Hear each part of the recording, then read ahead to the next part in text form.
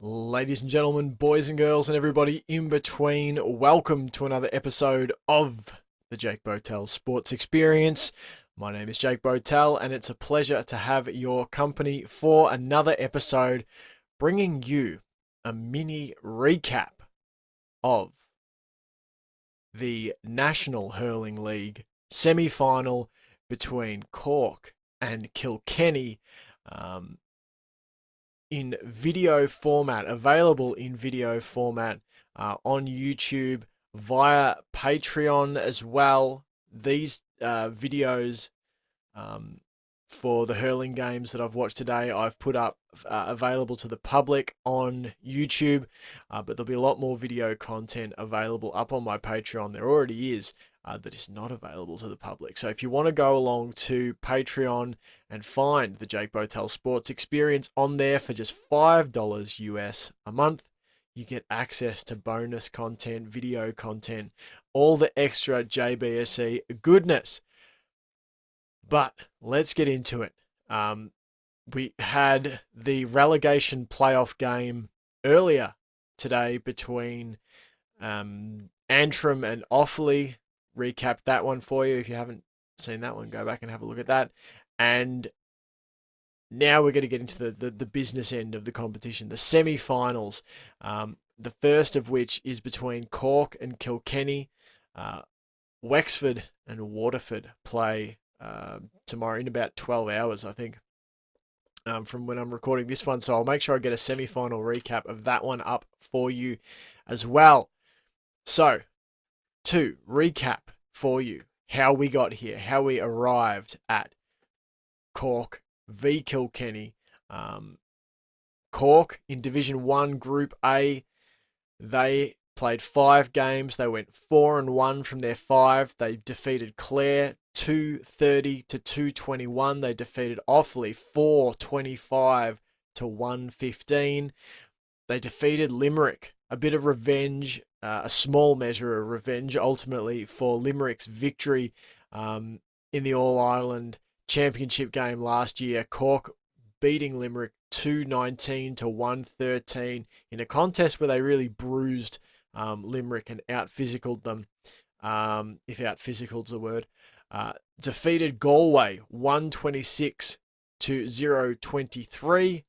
And their final game, they had a loss to Wexford by 5 points, 117 to 122 at Wexford. So they scored a total of 10 goals, 117 points,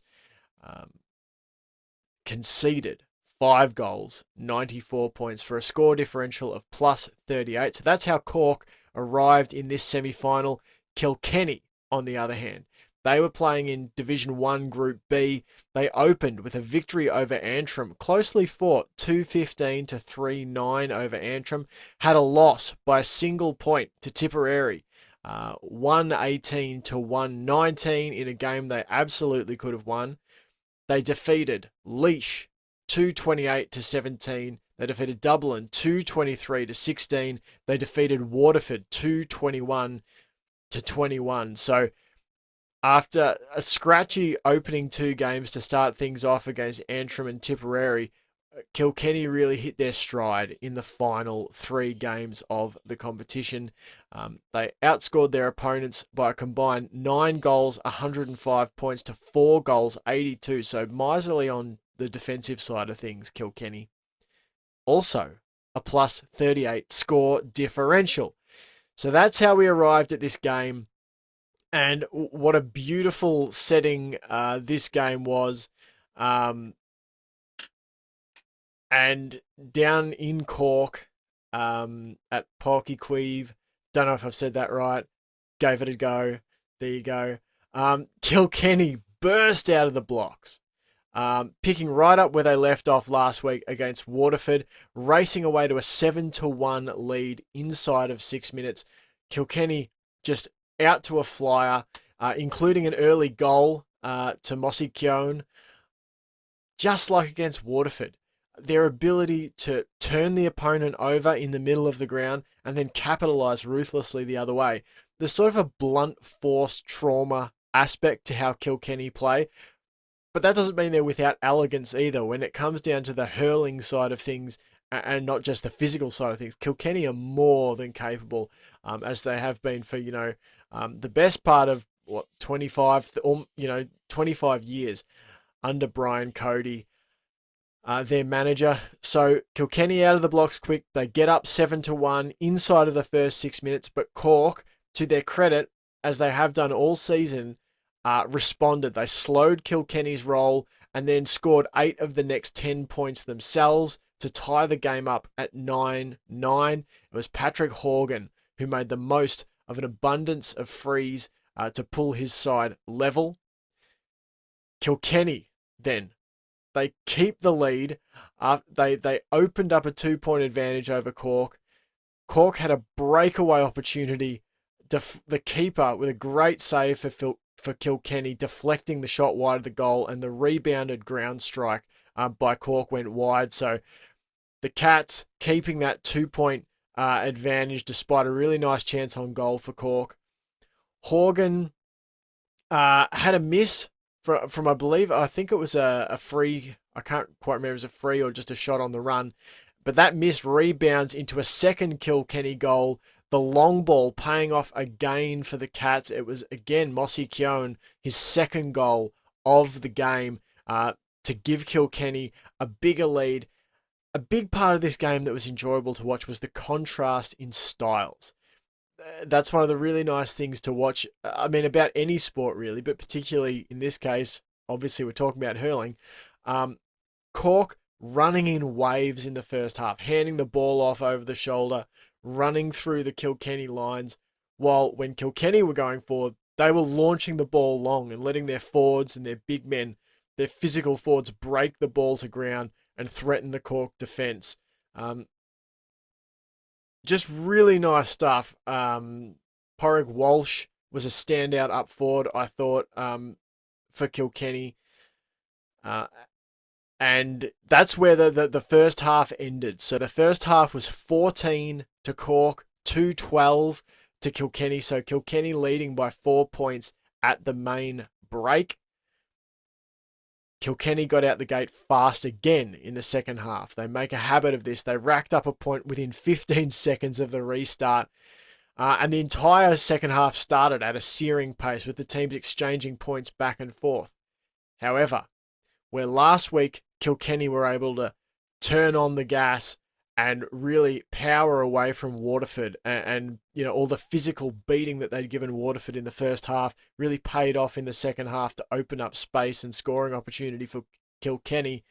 It was Cork that came out really roaring, and it was their turn to start turning Kilkenny over in the middle of the ground, taking the attack straight back the other way. The Rebels rattled off 6 of the first 8 points of the second half to draw the scores level at 20-20 with 25 minutes left, and Kilkenny started spurning multiple opportunities from open play. It was a more physical Cork team. There were a few moments where they put a good lick on a couple of the Kilkenny lads, and they were also more direct, a little more long ball, not genuine like dump it long sort of thing, but just they seemed to come out fired up after halftime to sort of recalibrate where they felt they went wrong in the first half. And they just took the game to Kilkenny. The teams exchanged jabs. The score was sort of a bit stagnant for a good 10 or 15 minutes. And it was locked up at 22-22 with 10 minutes left in play in the contest. I was surprised on the hour mark. Walter Welsh for Kilkenny lined up a Cork player with a shoulder barge straight to the middle of the back. It was a bit of an ugly one, I thought. He escaped with a yellow card. I was surprised not to see something a little more.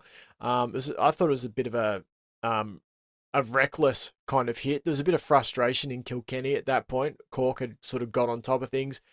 But that hit didn't deter Cork. It was Dara Fitzgibbon for the Rebels, for the home team, who broke things open, dashing in through the heart of Kilkenny's defence.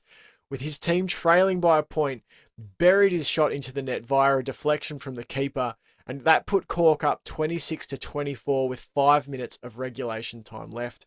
Connor Lahan stepped up a few minutes later to stretch the advantage to 3 points with under 5 left in the contest.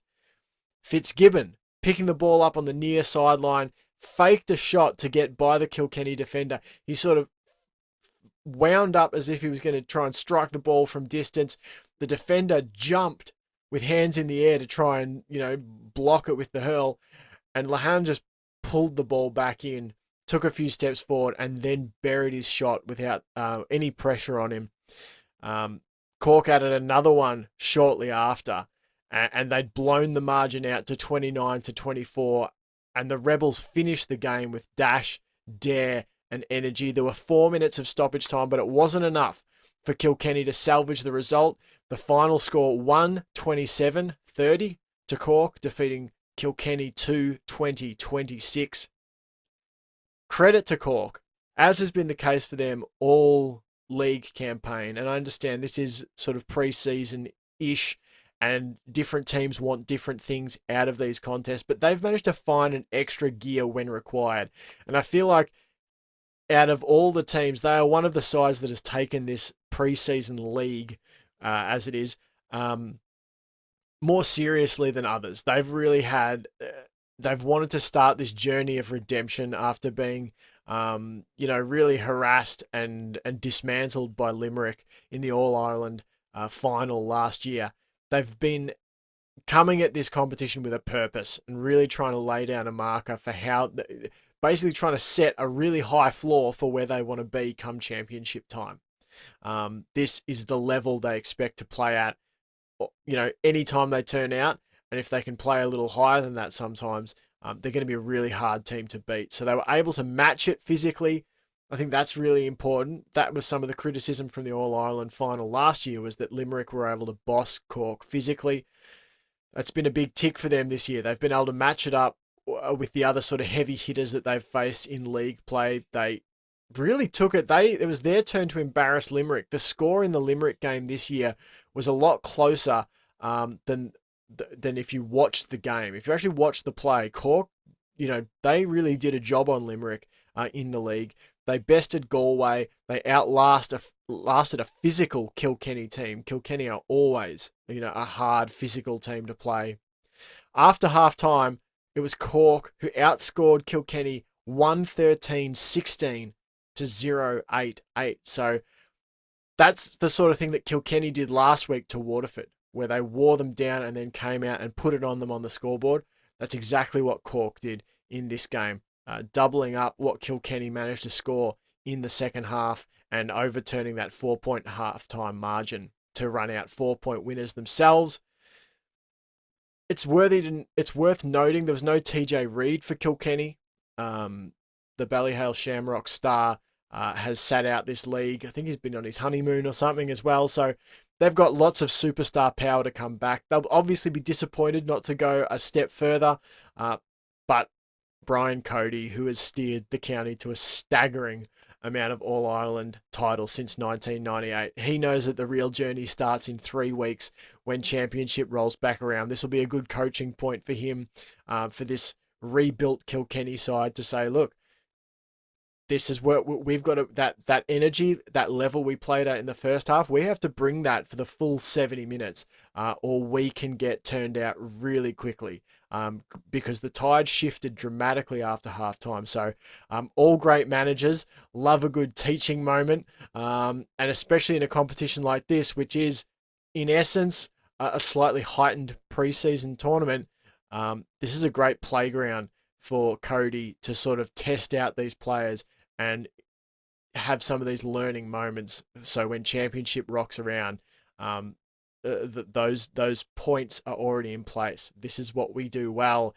This is what we must not do. We must not let these teams have it their way, like they let Cork in the second half. And I mean, not let, but Cork imposed their will. And so I guess for some of the members of Kilkenny's team, the less experienced ones, they now know what the level is.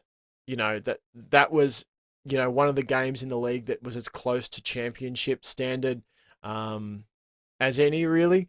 And so now they've got a little bit of a taste of what that will be like. For Cork, the revenge tour gets another tick. Obviously, they'd love to claim a piece of silverware on the road to the ultimate quest for All Ireland glory. They'd love to beat whoever they play next weekend in the final, in the league final. They're going to face the winner of Waterford and Wexford. So that should be a ripping game in itself, the semi-final. But Cork would love to get their hands on a piece of silverware after the disappointment last season in the championship final. But they'll know that they've got bigger fish to fry as well. So everyone gets something out of the league. Cork will be happy to have made it all the way to the final. They've obviously set out to get as deep as they can in this and come away with some silverware if possible.